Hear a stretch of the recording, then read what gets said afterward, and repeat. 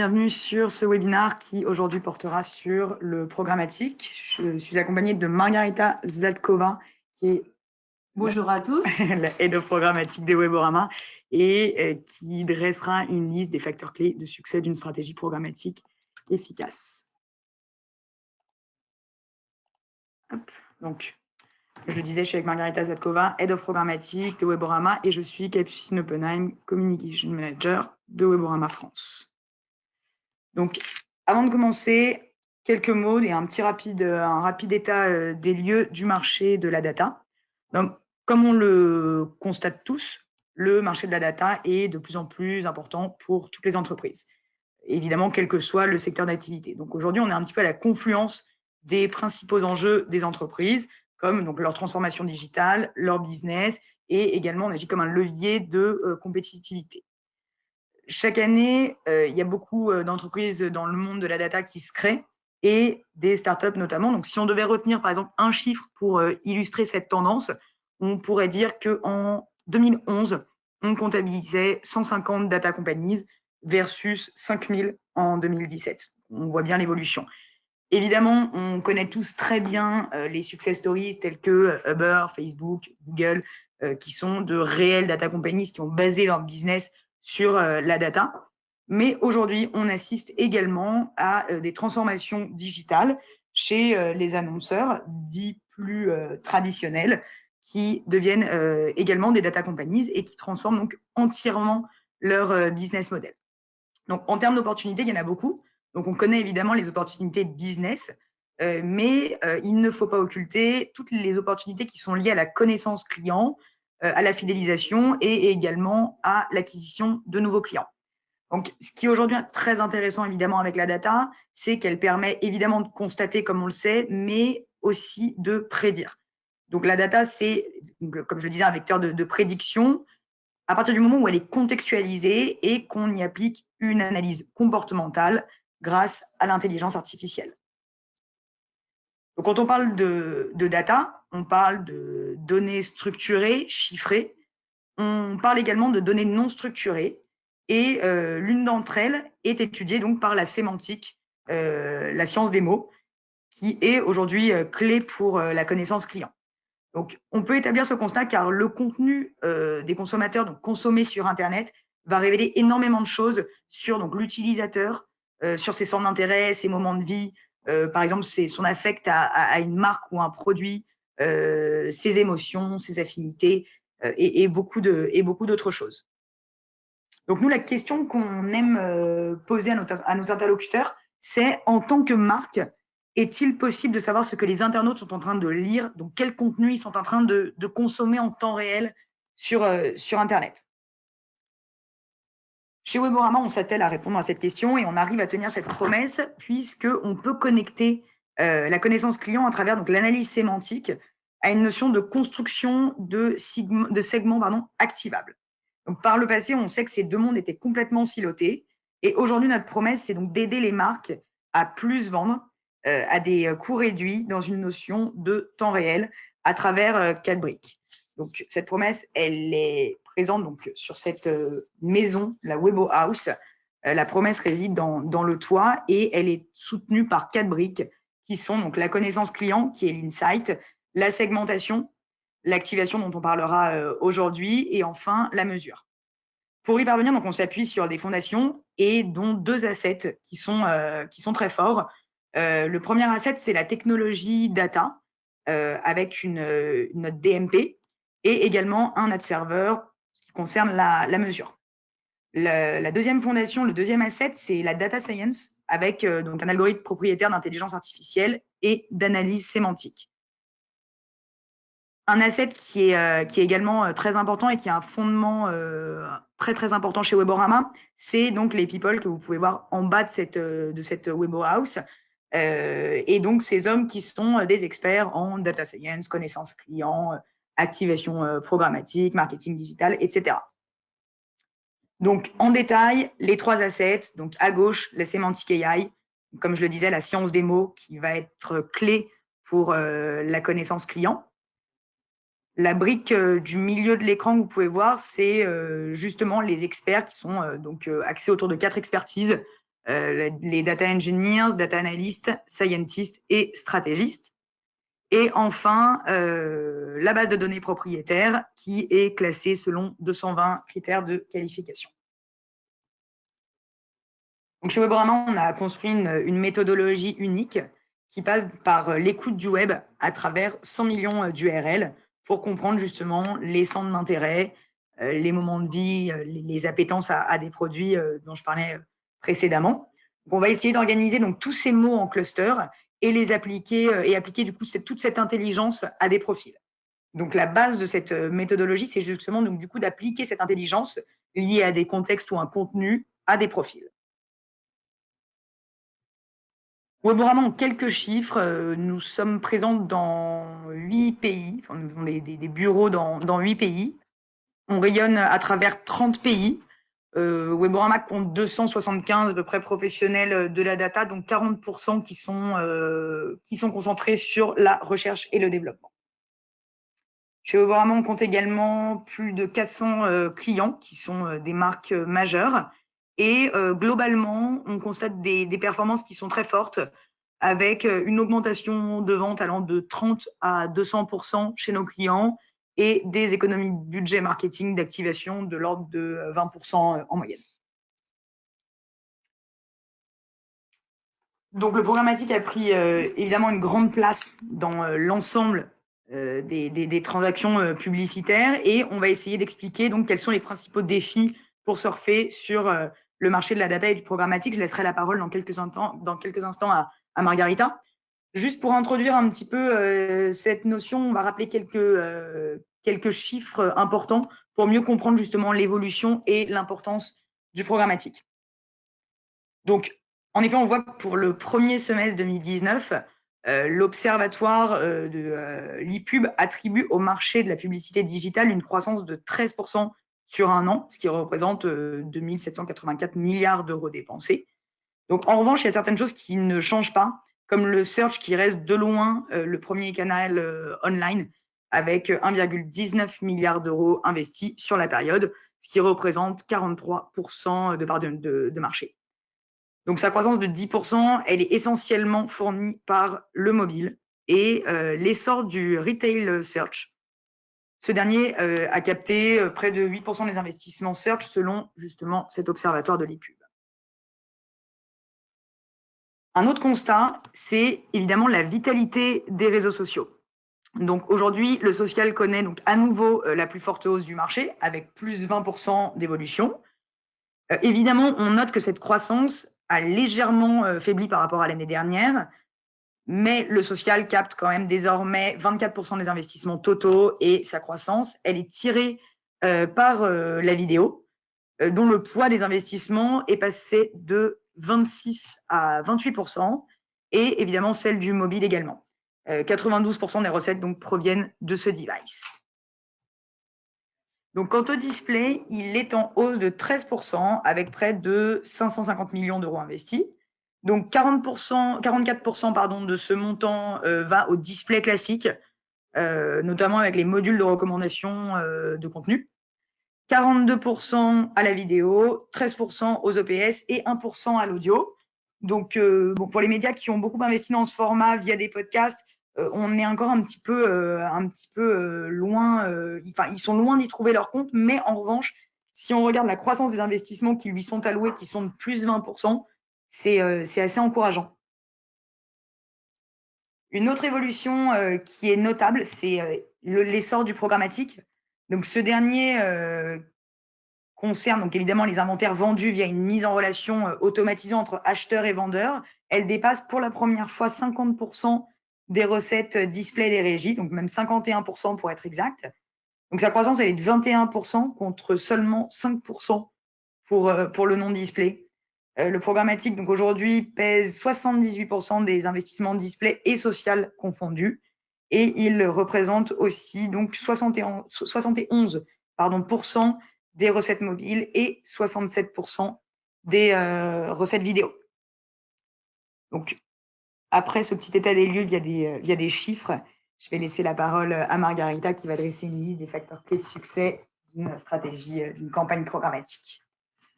Alors, Capucine vous a parlé data. Moi, de mon côté, je vais vous parler programmatique, mais programmatique data-driven, c'est-à-dire basé sur la data. L'objectif pour vous, je pense, en tant qu'annonceur ou éditeur, c'est de générer des résultats finaux, quel que soit l'objectif de votre campagne. Et nous, on a cette expérience-là, c'est que la data fait la différence et permet de générer des performances. Et je vais essayer de vous parler justement de ça, de vous parler de notre expérience et de ce que nous avons constaté avec différents clients au travers de cas clients. Donc, parlant de facteurs clés, il faut démarrer par les basiques. Alors, c'est les basiques, mais en même temps, nous, on se rend compte qu'il y a quand même pas mal de clients qui oublient ces choses-là. En général, on a une campagne à mettre en place, on met en place un brief, on se concentre sur le ciblage parce qu'on veut toucher des personnes en particulier et on oublie quand même d'avoir des choses claires de base pour sa campagne, notamment fixer des objectifs et fixer des objectifs clairs pour chacune des campagnes et éviter d'avoir de multiples objectifs. On reçoit encore des briefs sur lesquels on voit des choses comme je veux du trafic, je veux du trafic qui passe plus de temps sur le site et qui en même temps transforme et qui génère plus de temps de vente et que le panier moyen doit être à temps et temps. Ça fait beaucoup trop de choses, que ce soit pour un algorithme programmatique ou pour les account managers qui sont derrière. En fait, l'idéal, c'est d'avoir un objectif par campagne. Quand vous donnez plusieurs objectifs à la même campagne, au même budget, ce que vous faites, c'est globalement dire à une personne va au sud et au nord en même temps. Elle fera ce qu'elle peut au mieux, c'est-à-dire elle restera quelque part au milieu parce que là, elle est le plus proche des deux. En posant un objectif unique pour chacun de vos budgets de campagne, vous avez la possibilité d'assurer un résultat final qui soit ce que vous attendez, ce que vous espérez avoir. Donc, si vous avez une campagne d'acquisition, c'est une campagne d'acquisition pour laquelle vous attendez du nombre de nouveaux clients, vous attendez un nombre de ventes faites par les nouveaux clients. Si vous avez une campagne de branding, ce que vous attendez, c'est de l'exposition, de la taux de complétion, c'est le nombre de personnes qui arrivent sur votre site, mais pas tout à la fois.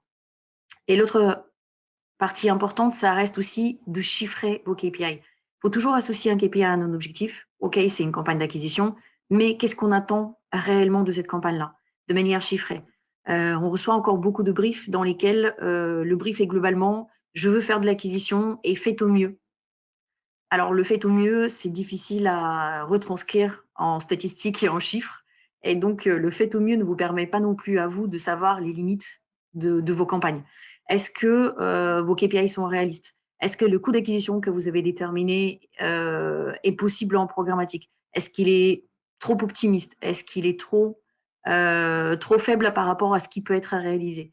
Avoir un objectif chiffré, ça vous permet déjà de partir sur de bonnes bases et challenger vos partenaires. Challenger aussi vos propres estimations et voir quelles sont les limites.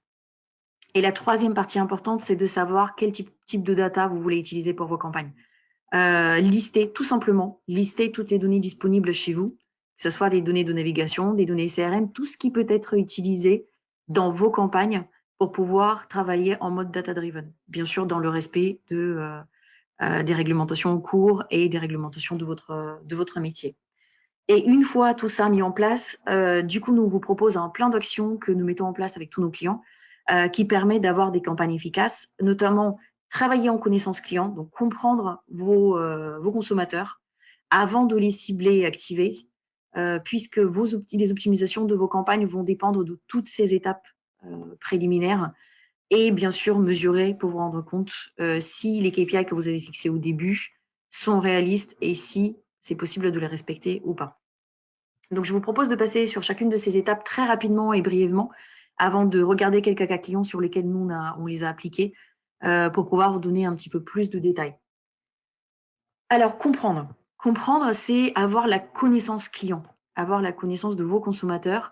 Vous savez tout ce que vos consommateurs font chez vous. Nous, de notre côté, en tant que partenaire qui a une base de données tierce qui reste une des plus importantes sur le marché, nous savons tout le reste. Combiner les données ensemble, donc collecter vos données à vous, online et offline, les analyser, les transposer sur notre partie data et en tirer des insights permet déjà d'avoir un profil 360 de vos consommateurs. Ça vous permet de savoir tout ce qu'ils font ailleurs que chez vous. C'est très bien de savoir qu'un consommateur, effectivement, si vous êtes une marque de sport, c'est très bien de savoir que les personnes achètent tous les 3 mois des baskets parce que c'est des grands coureurs et parce qu'ils font beaucoup de sport. Mais si tout le temps, vous leur montrez des baskets sur vos bannières et vous les approchez toujours avec le même message, il y a un moment où ça va arrêter de leur faire de l'effet. Donc, il y a peut-être d'autres choses qu'il faut savoir.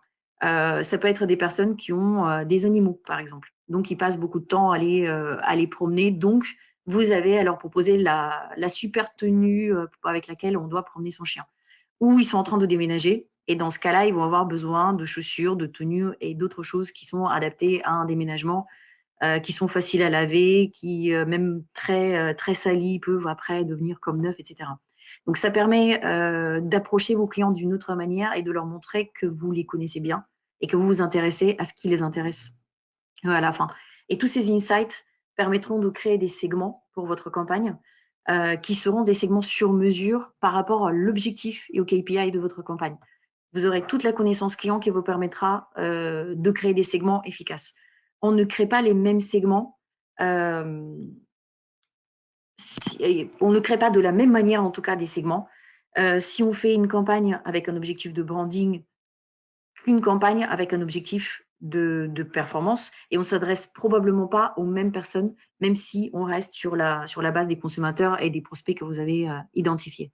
Ça permet également aussi d'utiliser des algorithmes de jugement statistique qui permettent, sur la base de ce profil 360 de vos clients, de retrouver des personnes qui ont des profils sensiblement les mêmes, qui ne sont pas vos clients, en partant de la supposition que s'ils sont proches de vos clients, ils seront intéressés aussi par vos services. Ça permet également aussi d'identifier des personnes qui sont intéressées par les marques de vos concurrents, par leurs produits ou leurs services, de manière à pouvoir les attirer avec les bons messages chez vous, de votre côté. Cette étape est bien sûr suivie par l'étape ciblage. Donc, la création des segments doit donner lieu effectivement à un ciblage. Quand on travaille en data-driven, donc data en premier, on travaille d'une manière sensiblement différente de celle de travailler en media planning. En media planning, globalement, on part de l'objectif de la campagne. Donc, je veux faire de l'acquisition, donc je vais créer des stratégies d'acquisition tout simplement. Je vais prendre de la data que je vais mettre dedans et je vais créer un peu de retargeting parce qu'il faut amener les personnes en fin de tunnel. Quand on travaille en data, on travaille complètement à l'inverse, c'est-à-dire qu'on prend en compte surtout tous les ciblages créés, tous les segments créés pour votre campagne, que ce soit des segments sur mesure, que ce soit des segments déjà préexistants, que ce soit des segments basés sur votre first party data. Tout ceci va donner lieu à une stratégie par ciblage. Donc, on peut très rapidement se retrouver avec un nombre de stratégies important. Là où en media planning, on va se retrouver avec 15, 20, 30 stratégies, on peut très vite se retrouver avec plus de 100 stratégies en travaillant en data, parce qu'on veut comprendre comment se comporte chacune des audiences créées pour cette campagne-là. Bien sûr, et je mets effectivement l'accent dessus, au niveau de la collecte de data, comme je l'ai dit tout à l'heure, il faut respecter les contraintes légales, mais vous devez aussi les respecter en termes de ciblage. Effectivement, vous êtes une marque qui a des informations plutôt sensibles sur vos clients, notamment peut-être une assurance qui a des informations sur l'état de santé de vos clients. Est-ce que légalement, vous avez le droit d'utiliser ces données-là pour cibler des personnes? Vous avez identifié, par exemple, des personnes qui sont addictes au jeu. Vous avez un produit spécifique à proposer à ces gens-là. Vous savez qu'ils sont les plus susceptibles de l'utiliser. Est-ce que vous avez le droit légalement et est-ce que, donc, moralement, c'est une autre question, mais légalement déjà, de cibler ces personnes-là pour des campagnes publicitaires. Et à partir de là, vous connaissez vos segments, toute la stratégie est créée, quel ciblage vous appliquez? Est-ce que vous ciblez toutes les audiences en même temps? Est-ce que vous ciblez que les audiences les plus appétantes pour telle et telle campagne? Est-ce que vous utilisez du socio-démo? Le socio-démo utilisé en soi tout seul n'a plus beaucoup de valeur puisqu'il ne donne pas une différenciation particulière de vos clients. On a des comportements maintenant qui sont extrêmement partagés. On n'est plus du tout sur la logique qu'on avait avant. Les femmes entre 25 et 45 ans avaient des consommations précises et on savait très bien qu'en faisant des campagnes qui sont basées sur cette socio-démo-là, on va réussir à faire de l'effet sur cette population-là. Maintenant, surtout avec les usages Internet, avec les nouvelles générations millennials, les comportements sont complètement différents. Donc, le socio-démo en soi n'est pas suffisant, mais est-ce que en rajoutant du socio-démo à l'intérêt, à l'intention d'achat, est-ce qu'en couplant un intérêt avec une intention d'achat, ça peut donner des ciblages supplémentaires en plus de toutes les séparations de segmentation qui ont été déjà créées. Donc, ça, c'est des questions effectivement importantes avant de passer à la partie activation en propre de la campagne. Quand on a créé la stratégie, on a réfléchi surtout en amont à des questions assez importantes. Très bien, on a utilisé de la data. On a décidé d'utiliser 10 segments parce que les profils 360 et la connaissance client qu'on a obtenue montrent que ces 10 profils-là sont ceux qui sont les plus intéressants pour notre marque. À partir de là, effectivement, on fait aussi des sous-segmentations pour essayer de voir si, en allant un peu plus loin dans la granularité, on ne pourrait pas obtenir des résultats qui sont meilleurs. Ce à quoi il faut faire attention, c'est à l'inventaire qu'on pourra toucher avec cette sous-segmentation-là. Si on a des segments qui sont vraiment de niche et petits, on a peu de chances de générer des résultats satisfaisants avec ce type de campagne-là. Il faudrait peut-être réfléchir à exploiter des données un peu plus larges, des signaux un petit peu plus en amont du tunnel de conversion, pas uniquement les intentionnistes de fin de tunnel, mais peut-être des personnes qui donnent des signaux plus faibles pour cette campagne-là. Si on a une data très intentionniste, on aura peu d'inventaire. Si on a de la data pas suffisamment précise, on n'aura pas de résultats. On aura beaucoup d'inventaire, mais des résultats qui ne seront pas forcément très bons. Donc, en fait, il faut trouver le juste milieu entre la qualité et la quantité pour pouvoir générer des résultats finaux. Il faut aussi travailler avec des partenaires qui gèrent leur campagne en mode brand safety pour vous, assurer un environnement non seulement de qualité, mais un environnement aussi safe pour votre marque. C'est extrêmement important. Il y a beaucoup d'outils qui utilisent sur le marché. On en utilise, nous, de notre côté, mais d'autres partenaires en utilisent aussi. C'est important aussi de vous assurer que l'environnement dans lequel vous allez diffuser vos campagnes sera un environnement propre pour votre marque. Et après, il faudrait aussi discuter avec votre partenaire programmatique sur la qualité des inventaires, sur la typologie des inventaires qui seront ciblés. Très souvent, effectivement, il y a des briefs dans lesquels on dit « je veux des inventaires premium ». Ça veut tout et rien dire en soi. Un inventaire peut être premium et sans pour autant être bon pour générer des conversions, pour générer des clics ou pour générer des visites. Et un inventaire peut être plutôt de mid-tail, éventuellement pas Le Monde, mais un site qui est très très correct, très bon et qui sera plutôt de la mid-tail, de très grande qualité, et lui, il peut être beaucoup plus intéressant pour votre conversion. Donc, il faut utiliser les normes et effectivement les initiatives du marché. Donc, il y a beaucoup d'outils de type effectivement IAS, AdLooks, Alinti, etc., qui permettent de suivre la qualité des inventaires, notamment en termes de fraude, éviter des inventaires frauduleux et de gaspiller du budget sur ce type d'inventaire, mais également aussi l'initiative ads.txt, qui a été lancée par l'IAB, qui effectivement demande aux éditeurs de mettre à la racine de leur code source de site un fichier texte qui explique et qui donne effectivement le nom de tous les partenaires qui ont le droit de vendre leurs inventaires.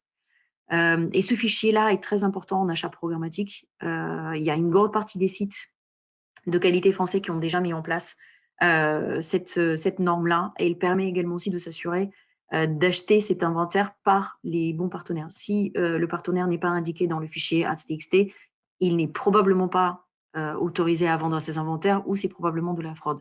Donc, c'est une première barrière, en plus de tous les outils effectivement d'antifraude qui sont disponibles sur le marché. Il y a d'autres initiatives intéressantes sur le marché, comme le Digital Ad Trust, qui a été lancé par plusieurs associations, qui, lui, certifie les sites manuellement, les sites qui en font partie. Alors, pour l'instant, on n'a qu'une petite partie des sites français qui y sont. On a une centaine de sites. Ça reste faible en termes d'inventaire, mais ça se développe de plus en plus. Donc, à terme, ça deviendra probablement une des normes importantes du marché. Et une analyse est faite effectivement par cette norme Digital Ad Trust au niveau de la qualité des inventaires, de l'environnement contextuel, mais également aussi l'antifraude, également aussi la qualité de temps passé, du trafic qu'apportent ces sites-là, et de l'UX du site lui-même. Donc, effectivement, il y a toutes ces choses-là à prendre en compte pour l'activation de la campagne, pouvoir assurer une diffusion de qualité visible, de vous assurer que vos campagnes sont réellement vues et que les internautes qui ont cliqué dessus ne sont pas des bots, mais des vraies personnes, et que ces personnes-là passeront du temps sur site. Nous, on se rend compte qu'en mettant toutes ces choses-là en place, on a des personnes qui arrivent sur votre site, qui passent du temps et qui effectuent un certain nombre d'actions et qui arrivent jusqu'à la conversion finale. L'optimisation.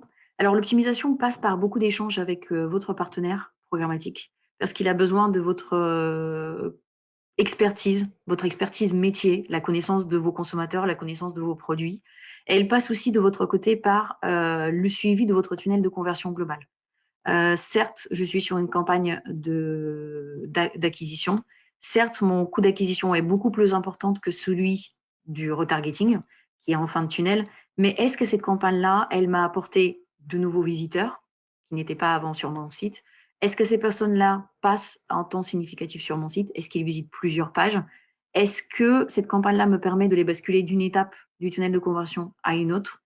Est-ce qu'au final, ils sont apportés par cette campagne-là, ils sont finis par mon partenaire retargeting et effectivement, le coût d'acquisition est beaucoup plus important. Mais au final, quand je prends le tunnel complet de conversion, ça m'apporte une valeur ajoutée et une supplémentaire par rapport à ce que j'avais jusqu'à présent.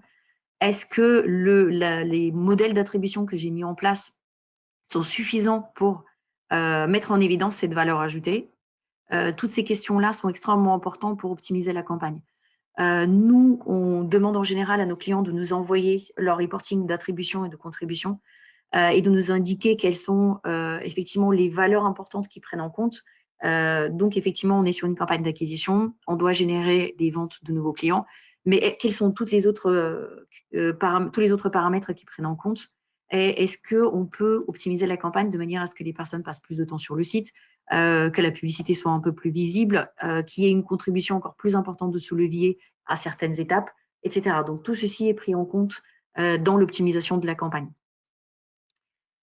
Pour moi, l'étape la plus importante reste l'étape mesure. Donc, mesurer vos résultats et mesurer, c'est tout au long de la campagne. C'est pas à la fin. On a fait une campagne de 1 mois ou 3 mois. À la fin de la campagne, on tire un trait et on se dit, ben voilà, ça a bien marché. Non, ça n'a pas bien marché. Pour nous, et on travaille énormément avec nos clients sur ce volet-là, c'est mesurer tout au long de la campagne. On a des outils, vous de votre côté, nous d'une autre. Il est important de les suivre. Déjà, en amont, comme je vous ai déjà dit, fixez vraiment vos KPI de mesure. Les ajuster au fur et à mesure parce que la campagne montre que les KPI de début que vous aviez, vous êtes posé en objectif 50 € de coût d'acquisition. Il se trouve que on est à 20 € très rapidement. Donc, ça veut dire que les 50 € étaient probablement beaucoup trop larges. Donc, maintenant qu'on est à 20 €, est-ce qu'il y a des moyens pendant la campagne d'optimiser ce KPI-là encore? Est-ce qu'à 20 € c'est la limite? Est-ce qu'on peut descendre en dessous sans dégrader tout le reste des KPI? Comment la campagne peut se comporter? C'est important de suivre aussi toutes les métriques post-clic et post-view. Malgré le fait que beaucoup d'entre vous, par simplicité, utilisent des outils gratuits comme GA par exemple, qui ne montrent pas la totalité de la chaîne de valeur, il est très très important de connaître aussi ce que le post-view vous amène, parce que c'est le seul moyen de vous rendre compte de ce qui se passe dans votre tunnel de conversion. Certes, on veut tous du post-clic. Malheureusement, la règle sur le marché, c'est les cliqueurs ne sont pas les convertisseurs et l'inverse. Et ça se confirme avec toutes les campagnes que nous avons. Ça se confirme encore plus sur des tranches d'âge qui sont très recherchées, qui sont 30 à 50 ans. Par contre, la publicité a une grande influence sur leur comportement et on peut le voir avec des outils d'analyse un peu plus sophistiqués et qui permettent de voir tout le tunnel. Une personne venue en post-view n'a pas transformé probablement tout de suite, mais elle est passée d'une étape à une autre. Et on voit le levier qui a apporté ce passage-là. Et on voit également aussi si le programmatique vous a apporté une valeur importante. Donc, c'est important d'analyser ça tout au long de la campagne. Et c'est important de travailler en mode test and learn. Certes, on a mis en place 10 stratégies. Sur ces 10 stratégies, il y a 3 qui fonctionnent extrêmement bien, donc on les garde. Il y a 3 sur lesquelles on est un petit peu dubitatif parce que ça marche, mais sans plus. Dans ce cas-là, on peut tout simplement appliquer des modifications, essayer de les transformer un peu pour voir si ça peut apporter des résultats. Si ce n'est pas le cas, du coup, on les supprime et on continue. Il ne faut pas se poser des barrières en disant ben voilà, ça ne fonctionne pas.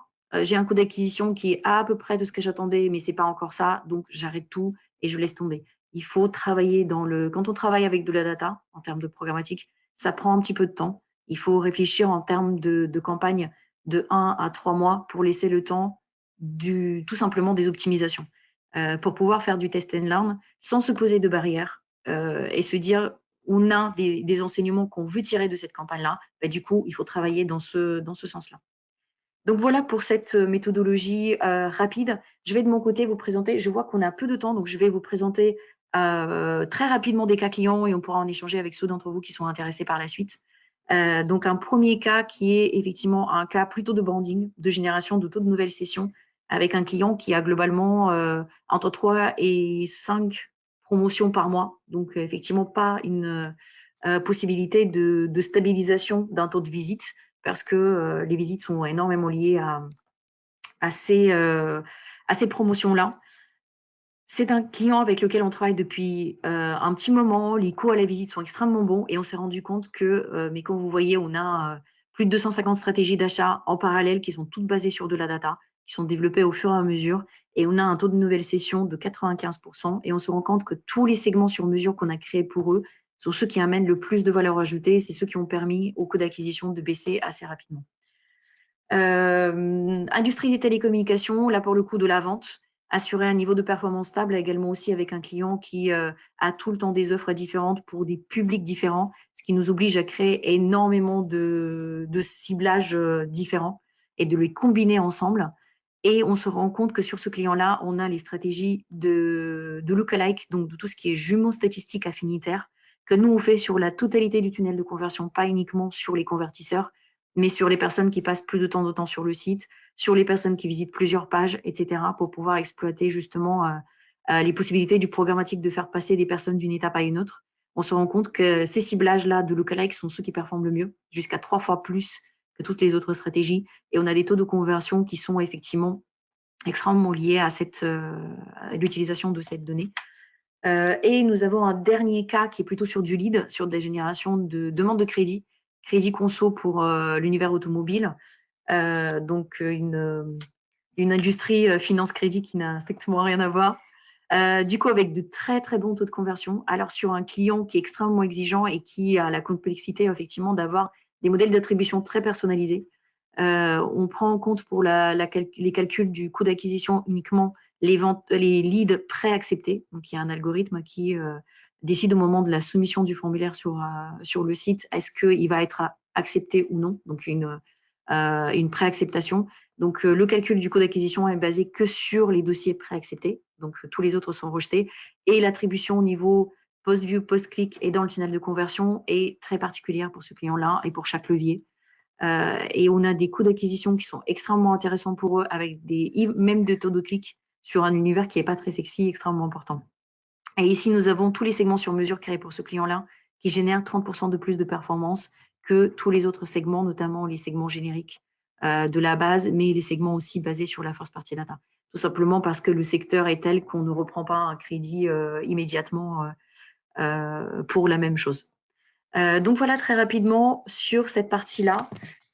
Nous serons ravis de répondre à vos questions et merci beaucoup de votre attention. Merci beaucoup.